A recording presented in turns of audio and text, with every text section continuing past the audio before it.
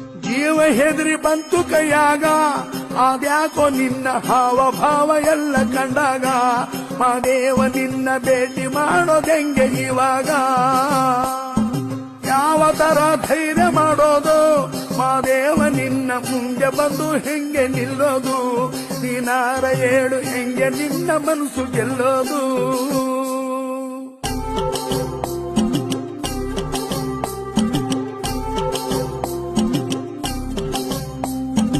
ನೋಡಿದೊಳೆ ನಡುಕ ಶುರುವಾಯ್ತು, ಮಾದೇವ ನಿನ್ನ ವರ್ಷ ಕಂಡು ಗಾಬರಿ ಆಗೋಯ್ತು.